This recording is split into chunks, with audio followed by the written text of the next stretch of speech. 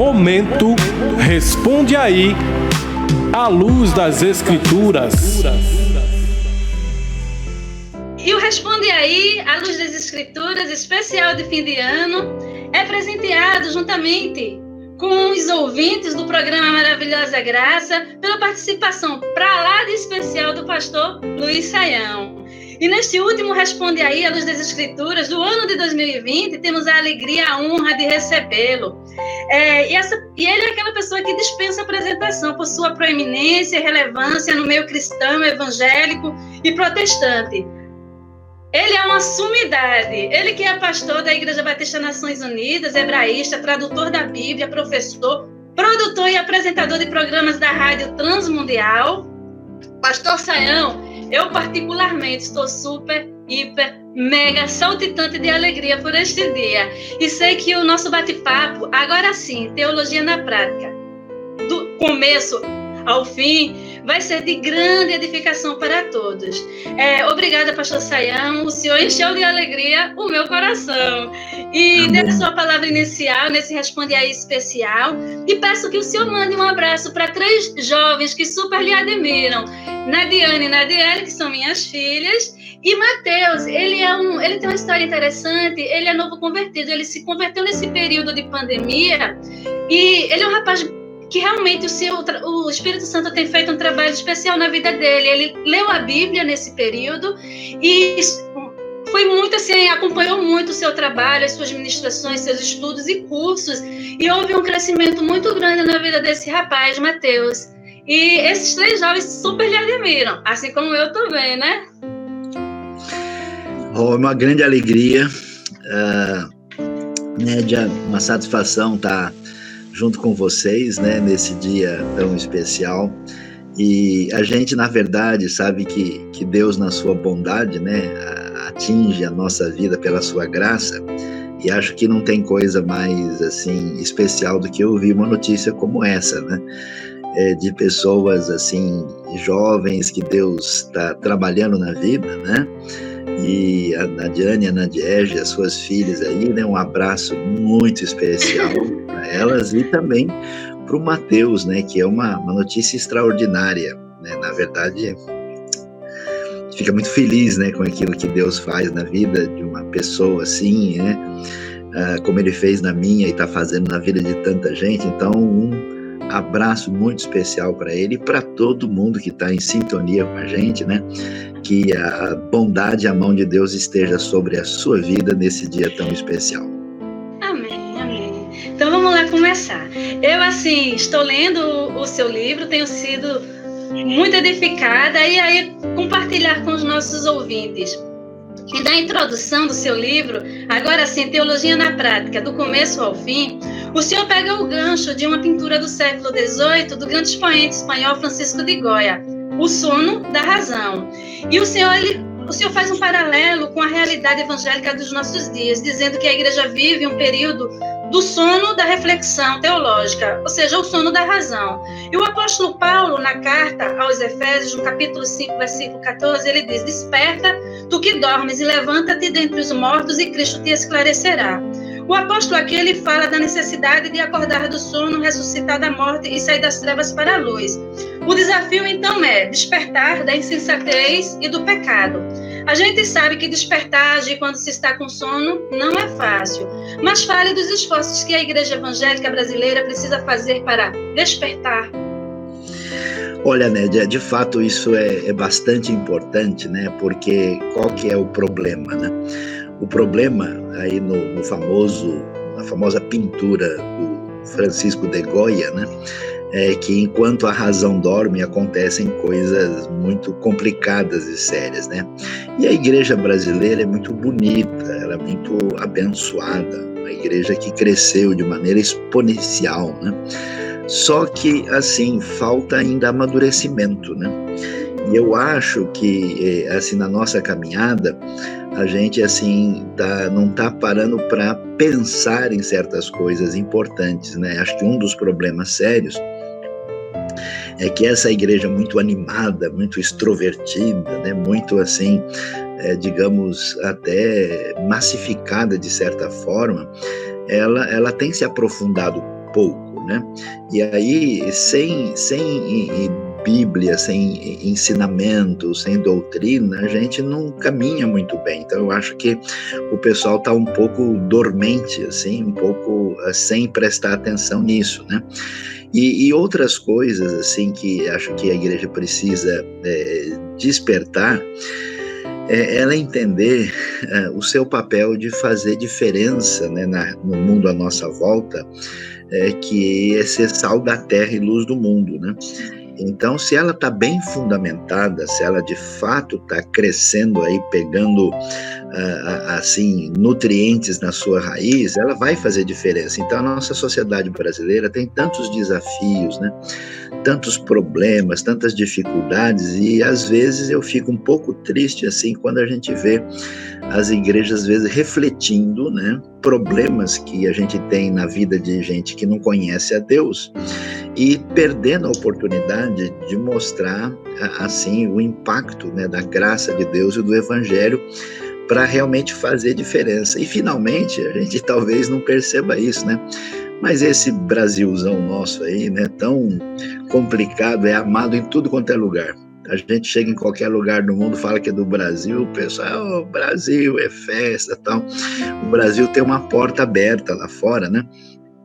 E isso é o grande desafio missionário, né?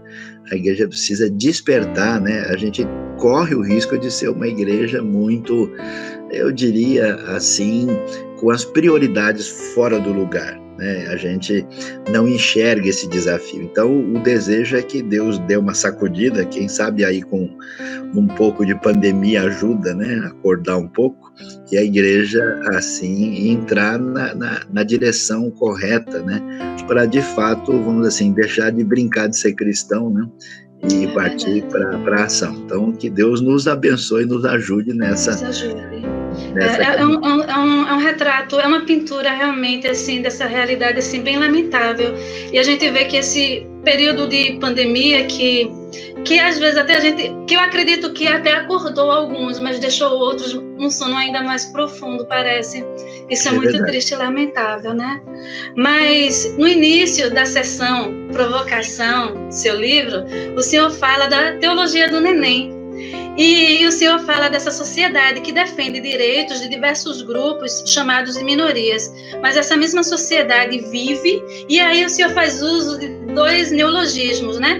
Que vive uma infantofobia e infantoclastia, ou seja, a sociedade que milita as causas da chamada minoria tem aversão e a genocida de crianças ainda como embriões. No livro do profeta Jeremias, a palavra de Deus diz no capítulo 1, versículo 5: antes que te formasse no ventre, te conheci, antes que saísses da madre, te santifiquei. No Evangelho de São Lucas, no capítulo 1, versículo 15, diz que João o Batista ele era cheio do Espírito Santo desde o ventre de sua mãe. E em Gálatas, no capítulo 1, versículo 15, o apóstolo Paulo diz que desde o ventre de sua mãe, Deus o preparou e o chamou pela sua graça. Essa banalização com a vida, que é vida de fato, mesmo que ainda em formação, diante dessa triste realidade, podemos dizer que foi suscitado o culto a Moloque? Olha, esse tema é muito forte, é muito sério, sim. Porque de fato a gente não entende, né, que as diversas minorias no Brasil e no mundo, que elas não sofram e que elas não mereçam atenção, né? Mas o que preocupa a gente é o que a gente pode chamar de uma seletividade de minorias, né? Parece que tem um grupo que é mais digno do que o outro, né? E então, às vezes, você vê gente passando por... sendo vítima de violência e sem que ninguém se preocupe com isso. Eu fiquei impressionado, né, nesses últimos anos, a quantidade de genocídio que atingiu minorias cristãs no mundo, e a gente vê isso repercutir muito pouco, né? É uma coisa assim preocupante. E quando quem tem o poder e a força parte para a violência atingindo um grupo sempre é algo triste e até revoltante. Mas por pior que seja esse tipo de opressão, sempre tem jeito das pessoas reagirem, né? Eles tentarem fazer alguma coisa. Agora, a pergunta que se levanta é o que pode fazer um nenê, né? O que pode fazer uma vida? E aí acho que nós estamos diante de uma certa crise na nossa sociedade em que o ser humano não vale mais por ser um ser humano. Ele vale em função da sua utilidade, né, do seu papel no tecido social. Ele não vale como pessoa em si. O mundo antigo, o mundo pagão, o mundo romano, o mundo dos bárbaros, para eles, não só aborto, como matar crianças vivas mesmo, né, desde que elas não fossem muito úteis, era uma coisa normal. Né? Em certos momentos da história da Roma Antiga, você podia matar uma criança até 2 anos de idade e estava tudo certo. É o aborto externo, né? E aí, quando a gente vê essa insensibilidade, a própria Madre Teresa de Calcutá disse uma frase interessante: o que se espera de uma sociedade como a nossa, né, quando o aborto vira simplesmente um direito? É uma coisa para a gente pensar, né? E quando a gente olha a Bíblia é um espetáculo, né? Porque a Bíblia surpreende a gente, porque você tem toda uma teologia da criança, uma teologia do nenê. Toda vez que Deus vai fazer um negócio muito especial, aparece um nenê no cenário, né? Para quem, por exemplo, você lê a história do nascimento de Moisés. Interessante que lá, na descrição, só tem mulheres. É só a princesa do faraó, é só a Joquebede, a mãe de Moisés, e a Miriam. Não aparece o pai, não aparece o Arão e não aparece o faraó. Então, há um destaque para a figura das mulheres na proteção exatamente daquele que vai mudar a história do povo de Israel. O nascimento de Samuel é semelhante, e a gente, não é, logo vai chegar o Natal, a história mais bonita de todas, né? Que quando Deus resolve fazer diferença, né, e salvar a humanidade, ele não vem descendo do céu triunfante, ele vem no nascimento de um nenê, né?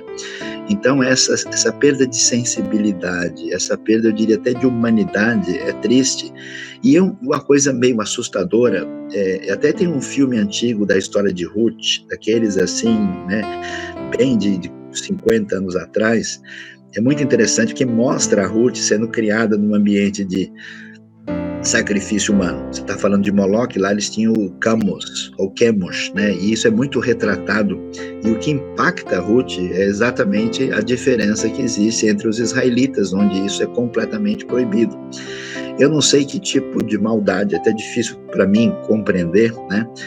Que leva uma pessoa a fechar o coração, assim, e não conseguir, né, independente de questões de ordem política ou de qualquer tipo, né, ideológica, não ver a realidade de uma criança, né, e de fato é uma crueldade muito grande. Então parece que esses elementos que assustadoramente marcavam o mundo pagão, como Moloque, como Camus, de certa forma estão presentes. Eu acho que não só no aborto, mas a maneira como as pessoas até lidam com os próprios filhos, a ideia de que criança é um negócio cansativo e chato. Todo mundo tem paciência com tudo, né? Mas há um desprezo, né? A gente tem hoje países que estão ameaçados a cair a população pela metade em pouco tempo, porque simplesmente ninguém quer mais saber de gastar tempo e trabalho com uma pequena criança que, vamos dizer assim, é a coisa mais fofa desse mundo, né? Sim, sim. É um negócio que só misericórdia de Deus para retomar a sensibilidade dos corações. Amém. Que Deus nos ajude. E no capítulo, bendito seja o Deus que não responde a orações. O Senhor afirma que a grande bênção da oração não está nas mudanças miraculosas que Deus pode fazer, mas no desenvolvimento da nossa comunhão com Ele, a fim de que o conheçamos e aprendamos a depender dEle. E a bondade esplêndida e maravilhosa de Deus não permite que Ele atenda a todas as nossas orações para não nos tornar filhos mimados e malcriados. No caso do apóstolo Paulo, ali registrado na segunda carta aos Coríntios, no capítulo 12, ele fazia um pedido que era legítimo, e o apóstolo fala de um espinho na carne, e relata a agonia e sofrimento que esse espinho causava. E ele pediu a Deus em oração que desviasse esse flagelo de sua vida, mas a resposta foi um não. Um não gentil, educado e cheio de graça. Orações não atendidas, pastor Sayão, tem propósitos divinos? Olha, Média, a gente depois, né, de ter caminhado um pouco na vida, a gente vai dizer, né, para os nossos filhos, para os nossos netos, para as pessoas mais novas, às vezes não, né? E geralmente ele não é bem recebido, né? Mas isso, dito pelo pai, pela mãe, pelos avós, né, sempre tem um propósito positivo, né? E o que a gente tem que entender é que nós não conseguimos enxergar a realidade como um todo, né? Nós vemos só o que é permitido. Estava me lembrando, por exemplo, da história de Jacó, né? Lá em Gênesis 28. Ele foge de casa desesperado, né? Porque o irmão queria matá-lo, aquela confusão dele pegar a bênção do irmão.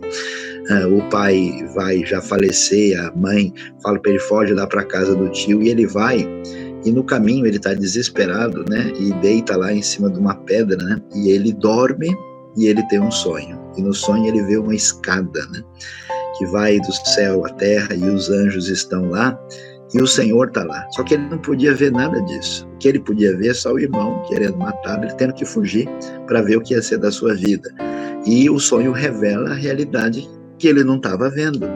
Então a gente não sabe das coisas. E aí o que acontece? Nós temos fragilidades, a gente acha que as circunstâncias à nossa volta têm que mudar para satisfazer a nossa vontade, a nossa intenção, o nosso desejo. Mas quem disse que isso é o melhor? Então, aí vem a bobagem na nossa cabeça de questionar a bondade ou o poder de Deus, quando na verdade Deus está dizendo, olha, agora não, espera um pouquinho, ou olha, esse aqui não é o caminho, né? Deus chega a dizer para Paulo, né, quando ele quer ir para a Ásia ou para a Mísia, o Espírito de Jesus nos impediu de ir para lá. Ele não sabia que tinha Macedônia mais na frente. Ele não sabia os propósitos de Deus em Filipos. Então, a gente precisa fazer o exercício, né, de olhar as aves do céu, olhar os lírios do campo e aprender a andar pela fé. Andar pela fé é confiar em Deus, mesmo que eu não sei para onde eu estou indo, Deus sabe. E a gente pode orar, deve orar com fé. Às vezes o Espírito Santo dá convicção no nosso coração que aquela oração vai trazer resultados efetivos, mas às vezes a gente precisa entender que em vez de mudar circunstâncias, Deus quer mudar a gente, né? A gente é o principal desafio, né? E aí, as orações não atendidas, sim, elas têm propósitos divinos, né? Em Apocalipse, capítulo 5, né, quando João tem aquela visão extraordinária, ele sobe naquela porta aberta do céu, ele vê lá, né, as harpas e os cálices que estão cheios das orações dos santos, né? Quem poderia imaginar, com a perseguição do Império Romano, com gente morrendo, que as orações estavam chegando na presença de Deus como um incenso. Deus ouve, Deus sabe, e Ele também dirige de acordo com seus propósitos sábios e soberanos. Os mãos de Deus, então, tem sempre propósitos nas nossas vidas, para o nosso crescimento, né, para o nosso aprimoramento. Sua criatividade e inteligência, mescladas na simplicidade de transmitir o conhecimento, me fascina. E a expressão teologia do Saci Pererê é uma forma bem prática de compreender a fragmentação absurda da fé cristã. E como o Senhor bem diz, trata-se de uma teologia de uma perna só, restrita, limitada, que não alcança deste capítulo, em um parágrafo seria: uma teologia Saci Pererê é incapaz de conceber o mistério e a complexidade dos antinômios que enriquecem e sobrepõem a teologia cristã. No Brasil, os contornos teológicos são flácidos e o Senhor deixa claro que é necessário aproximar a igreja da teologia. Nosso povo precisa pensar mais e estudar mais teologia, até como o Senhor falou inicialmente. E na primeira carta do apóstolo Pedro, no capítulo 3, versículo 15, ele diz o seguinte, que devemos estar sempre preparados para responder com mansidão e temor a qualquer que nos pedir a razão da esperança que há em nós. E esse termo responder, utilizado pelo apóstolo Pedro, apologia, e é falar a favor de algo ou alguém para rebater acusações que se tem por falsas, assim como defender o conteúdo do que se acredita. A questão é, não dá para fazer uma apologia manca, aleijada de uma perna só. Fale dessa realidade, pastor Sayão. Olha, de fato, o que acontece? é que quando a gente tem um primeiro contato com o conhecimento, né, a gente fica muito animado com ele. E, de fato, como nós temos os nossos problemas, né? De perto ninguém é normal, todo mundo tem a sua dificuldade, a fragilidade humana. Aquilo que é de bom que nos é dado, a gente corre o risco de transformar numa coisa ruim, né? Veja que as pessoas melhores e na posição melhor são as que fazem as maiores bobagens na Bíblia. É exatamente o sumo sacerdote Arão, o único que pode entrar no Santo dos Santos, é que faz o bezerro de ouro. É o sábio Salomão que comete um monte de equívocos que vão dividir o reino, né? É o homem segundo o coração de Deus, Davi, que vai ter o adultério, o assassinato e também um recenseamento reprovado por Deus, né? Então, o que acontece? A gente começa a conhecer, o conhecimento tem o objetivo de nos iluminar, mostrar quem é Deus, quem nós somos e nos colocar na situação que Deus deseja, mas a gente sobe em cima dele, a gente acha que a gente é a última bolacha do pacote, né?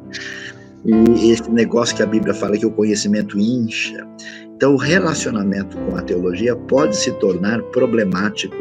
E quando isso acontece, a gente pega aquela parte da teologia que de alguma maneira nos defende, sintonizada com as nossas ideologias, a gente não se submete a Deus.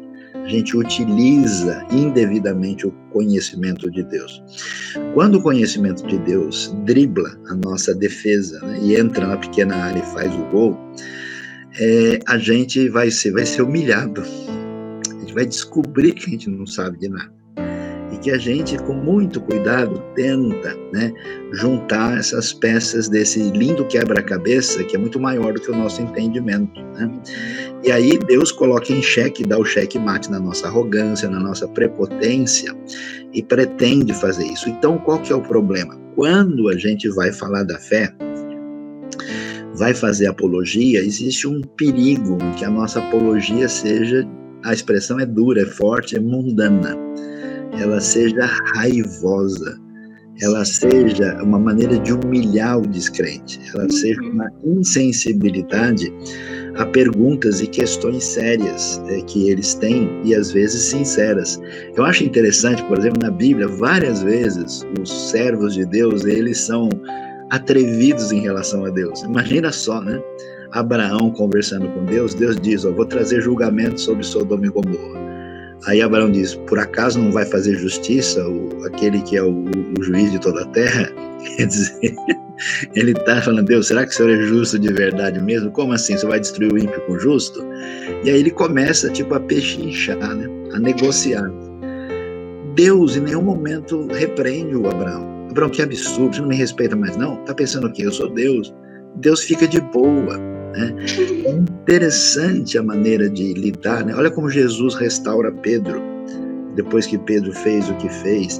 Então, às vezes, eu acho que na tentativa de a gente provar que a gente está certo, a gente tira o foco de Deus e coloca a nossa pessoa na frente. Eu quero mostrar para aquele cara que ele não sabe de nada, que ele é burro, que ele é ignorante, e aí você tem eu acho que um desserviço à fé. Por isso que o bonito de 1 Pedro 3,15 é responder com mansidão e temor. Temor por quê? Porque eu estou entrando em solo sagrado, né? Eu estou falando de coisas que é muita ousadia eu falar, porque pode ser que eu mesmo cometa algum equívoco, porque quem sou eu, né? E com mansidão, numa atitude que mostra um profundo respeito pela pessoa, porque por pior que seja qualquer pessoa, ele ainda é imagem e semelhança de Deus.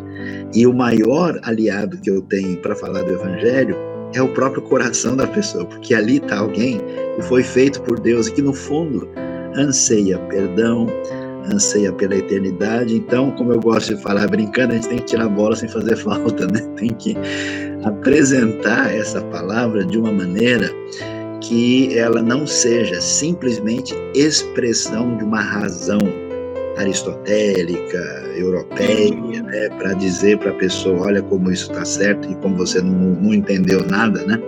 A gente precisa saber lidar com isso, e eu acho que, de fato, está um pouco desequilibrado. Ou você tem gente que diz, não precisa falar nada, que se rende ao sistema e desiste de uma apologia adequada, e pessoas que nessa atitude apologética mais bate do que qualquer outra coisa e não tem um resultado espiritual adequado. O senhor falando me fez lembrar de algo que o senhor escreveu, algum artigo assim que eu li, que o senhor falando assim da polarização que há no Brasil e que isso tem influenciado a igreja, essa coisa da direita e da esquerda. E aí a gente vê essa rivalidade acirrada dentro da igreja, e a gente precisa botar o foco justamente nisso que o senhor falou, nesse artigo o senhor fala, olhar o outro à semelhança de Deus. Né? Então a gente tem que buscar isso, e não fazer uma apologia que me convenha a meu favor, mas com temor e mansidão. E que não seja manca, né, pastor Sayão? Exatamente. E no capítulo Muito Dinheiro no Bolso, Saúde para Dar e Vender, o senhor deixa claro que existe um grave problema hermenêutico, né, de interpretação com a teologia da prosperidade. Pois toda a Bíblia nos ensina que Deus permite que enfrentemos situações difíceis para o nosso próprio bem. Eu gostei muito da sua finalização neste capítulo, quando o senhor diz: a maior necessidade do povo nesse contexto complexo e, por vezes, sem nexo, não é muito dinheiro no bolso, saúde para dar e vender, mas muito bom senso para o povo e Bíblia para estudar e aprender. E a má interpretação de Isaías, do livro do profeta Isaías, no capítulo 53, os versos 4 e 5, que diz, né? Verdadeiramente ele tomou sobre si nossas enfermidades, nossas dores, levou sobre si, e nós o reputamos por aflito, ferido de Deus e oprimido, mas ele foi ferido pelas nossas transgressões e moído pelas nossas iniquidades. E o castigo que nos traz a paz estava sobre ele, pelas suas pisaduras fomos sarados. Fale para nós, pastor Sayão, dessa obra de redenção efetuada por Cristo, que de fato plenamente foi concluída, mas não usufruída ainda plenamente. Como dizem alguns teólogos, o reino de Deus é já e ainda não. É muito bom entender isso, porque isso pode causar, de fato, um desequilíbrio e uma série de desacertos no meio do povo de Deus, porque, de fato, a obra de Deus foi completa, né? Cristo venceu, né? A prova maior é a sua ressurreição, e esse reino chegou, já está entre nós, né? Na vida das pessoas que têm se submetido ao rei, mas ele virá na sua plenitude somente na redenção final, como o Novo Testamento certamente nos avisa. E aí o que acontece? Por vezes, algumas pessoas assim querem fazer, como é que a gente pode dizer, um empréstimo espiritual, um adiantamento, né? Fazer um adiantamento da ressurreição aqui, né? E aí, nessa tentativa, acaba tendo um evangelho, vamos dizer, limitado, fragilizado. A gente até entende, né? No mundo onde tantas pessoas estão numa situação de necessidade, a gente enfrenta enfermidades, problemas financeiros, então, de certa forma, será que Deus não resolve essa situação? De um lado, é verdade que Deus pode, e é bom que todo mundo procure, né, melhorar a sua saúde, melhorar a sua situação financeira, e isso é bom porque vai contra uma ideia fatalista de que as coisas são assim, elas têm que ser assim mesmo e não tem o que fazer. Mas só que tem que ficar claro que ainda que Jesus tenha vencido, aí levado sobre si as enfermidades, e que ele nos promete uma bem-aventurança completa, nem tudo que envolve a redenção será já agora usufruído, né, conforme nós lemos no Novo Testamento. E aí o que acontece? Eu vi casos, né, muito assustadores de gente falando, não, a Bíblia diz que nós já ressuscitamos com Cristo, então eu não morro mais. E a pessoa até começou a se arriscar em atividades em que ela podia perder a vida com base nesse entendimento equivocado, né? Então eu vejo gente com problemas de saúde que se recusa a tratar, né? Agora mesmo, nesse caso de pandemia, eu vi gente dizendo que não precisava se preocupar com nada porque a pessoa tinha fé. E não é isso que você vê no Novo Testamento. Quando Timóteo tem problema de saúde, Paulo diz, olha, você toma água com vinho, né? Paulo deixou Trófimo doente em Mileto. Os apóstolos morreram martirizados, né? E também é o seguinte, precisa ficar entendido que ter mais riquezas não é sinal de bênção. Basta ver o livro de Jó, até no Antigo Testamento. A questão das riquezas é o seguinte, é aquilo que Deus coloca nas nossas mãos para sermos mordomos dela, para a gente ser o gerente disso, enquanto isso está nas nossas mãos, porque do Senhor é a terra e a sua plenitude, e o mundo e os que nele habitam. A gente só usa durante um certo tempo, então o que vale mesmo é a nossa maturidade, a nossa fidelidade de lidar com os bens. Porque às vezes eu vi gente que quando melhorou de vida, piorou, porque a pessoa não tinha capacidade de lidar com um emprego melhor. Alguns até se esquecem de Deus, né? Porque as suas riquezas aumentam e eles colocam nela o seu coração, eles não sabem lidar com isso. Então a gente precisa de fato tomar cuidado, né? Eu acho que a pandemia mostrou isso, né? Gente que estava prometendo para todo mundo que você tem qualquer cura que quiser, a qualquer hora, que é só usar o azeite tal e fazer não sei o que vai. E isso não se verifica, né? Se fosse o caso, essas pessoas teriam resolvido o problema da pandemia em todo lugar com facilidade. A gente viu, por exemplo, num país da Ásia, aconteceu exatamente o contrário. A pandemia se espalhou por causa de uma atitude desavisada e impensada, né? Então, o que acontece? Podemos orar e pedir que Deus nos abençoe nesse sentido, mas não podemos exigir isso de Deus, e não é verdade que uma pessoa que tem um orçamento limitado não está sendo abençoada por Deus, e não é verdade que quem ganhou muito dinheiro está necessariamente abençoado. Às vezes até ganhou injustamente e fazendo mal, num ambiente mal. Então a gente precisa entender que nós não podemos fazer nada impensado, irrefletido, em nome de Deus, que não está autorizado pelo Evangelho. É preciso ter equilíbrio nesse aspecto. Como o senhor mesmo disse, muito bom senso para o povo e a Bíblia para estudar e entender. Exatamente, essa é a necessidade. E tem um capítulo que o senhor fala da influência musical de um falecido roqueiro e de como a música dele influenciou a sociedade. Muitos evangélicos carregam essa influência sem se dar conta. A música, a gente sabe que ela tem recursos didáticos, facilita a comunicação e é rica em mensagem. A questão é que pode ser tanto positivamente como negativamente. No caso do Roqueiro em Foco, ele influenciou de forma a incutir uma crença panteísta, um relativismo e uma ética indefinida. Contudo, as músicas que temos ouvido nas igrejas evangélicas são, na maioria, antropocêntricas. Fale um pouco desse abismo dos salmos, que tem como centralidade o louvor e a exaltação a Deus, ainda que o homem também expresse seus lamentos, e também as doxologias expressas no Novo Testamento, versus a música cristã pós-moderna. Então, o que acontece?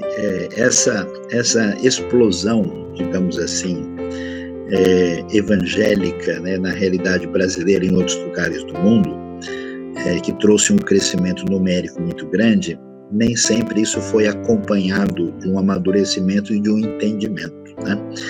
E eu tenho a impressão, né, que nessa sociedade, como você falou do roqueiro aí, né, uma referência aí ao antigo Raul Seixas, né, e de outros que aparecem no cenário, de fato o pessoal não percebe, mas as músicas têm uma ideologia, têm uma proposta, né? Tem músicas seculares bonitas e muito boas, e até com uma proposta de avaliação, né, adequada, tem para a sociedade e tal, mas muitas músicas elas revelam de fato uma expectativa, uma proposta que não só contrasta, mas até confronta aquilo que nós temos da parte de Deus. O que eu acho que, em muitos casos, não são todos, existe música evangélica boa, bem feita, contemporânea, que são adequadas, né? Eu acho, primeiro, que o pessoal perde um pouco o propósito, o que eu estou fazendo, né? E tem músicas, por exemplo, que não tem, a letra não diz nada, você nem sabe o que a letra está dizendo, né? Tem música que ela é tão vazia, assim, que você não sabe se é o namorado cantando para namorada, se é a pessoa cantando para Jesus, se é o sujeito cantando para o beija-flor, para o passarinho, e fica tão assim, inócuo, vazio, e de fato há muita coisa muito centrada apenas na expectativa humana, né? Então, o que acontece? Eu acho que uma parte disso é que pessoas envolvidas com o ambiente de produção musical têm uma necessidade de um entendimento e aprofundamento bíblico que não chegou, né? A pessoa às vezes tem um dom, tem uma capacidade, e ele imediatamente é imerso no cenário, né? Olha, graças a Deus eu tenho contato na minha vida com certos músicos que até chegam e falam: ô Saião, dá uma olhada nessa letra aqui, tá boa? Alguma coisa aqui precisa ser encaixada, você acha que ele está bom desse jeito? E a pessoa se sente numa atitude de responsabilidade com aquilo que ele está fazendo, né? E, infelizmente, em muitos casos, isso não acontece, né? Aí eu acho que pode ser que a pessoa também sofra a tentação de se tornar refém do mercado, né? Porque quanto mais indefinido for o que eu falar, mais gente vai se interessar por aquilo. A gente está num momento difícil, né?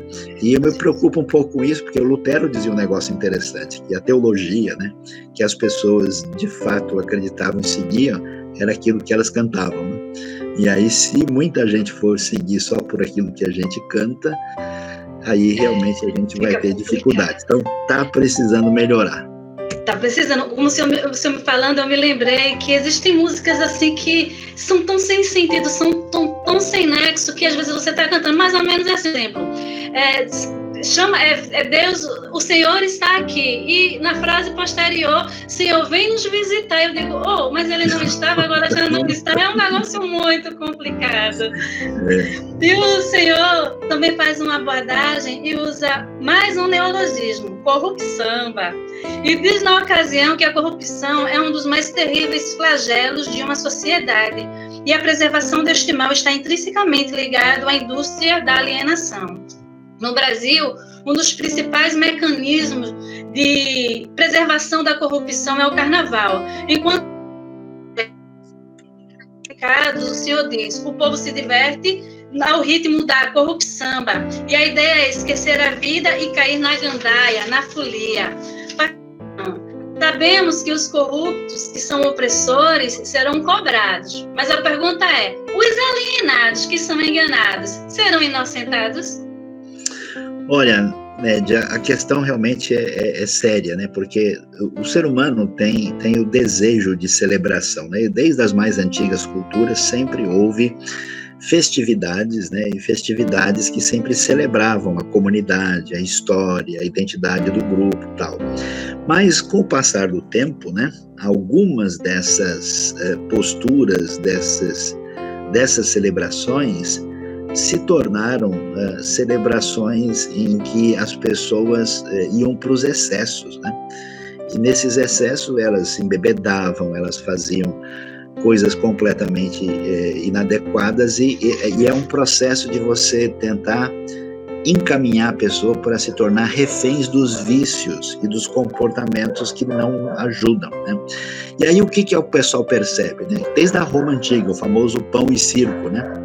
E hoje pode até dar circo sem pão, né?